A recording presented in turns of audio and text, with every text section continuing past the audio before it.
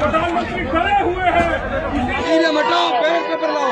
EVM हटाओ, ballot paper लाओ।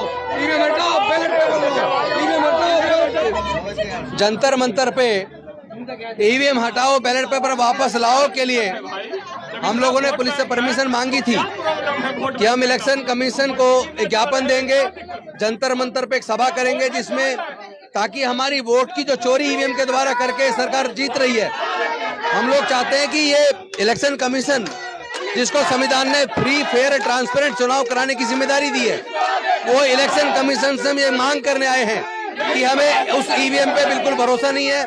जिस ईवीएम को बनाने वाली मशीन की जो कंपनी है भारत इलेक्ट्रॉनिक्स लिमिटेड, उसके 7 इंडिपेंडेंट डायरेक्टर में से जिसके 4 डायरेक्टर भारतीय जनता पार्टी के पदाधिकारी हैं, और वो ईवीएम जिसका सोर्स कोड भी उन्हीं डायरेक्टर जो बीजेपी के बने हैं उनके पास है, और जो ईवीएम मशीन के अंदर जो रियल टाइम क्लॉक है जिसमें टाइमर लगा है और टाइम और डेट तय करके कौन सी तारीख को वोटों की चोरी करके बीजेपी को देनी है, वो उसके द्वारा चोरी की जाती है। सॉफ्टवेयर बनाते वक्त उसी के अंदर प्रोग्रामिंग कर दी जाती है किस तरह वोट की चोरी करके बीजेपी को दी जानी है, और उसमें ईवीएम मशीन बनाने वाली कंपनी के डायरेक्टर बीजेपी के उनका पूरा रोल है।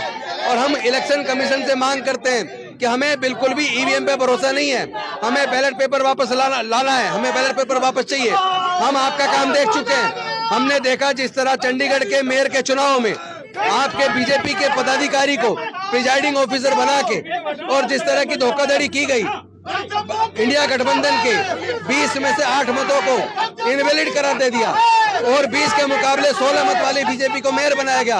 वो तो भला हुआ सीसीटीवी कैमरे लगे थे, और सर्वोच्च न्यायालय का धन्यवाद करेंगे कि उन्होंने उस चुनाव को अवैध डिक्लेयर करा के और उन वोट के आधार पे उस वो जो वोट पड़ी थी उसी के आधार पे वहाँ इंडिया गठबंधन के व्यक्ति को मेयर बनाया, कुलदीप कुमार जी को।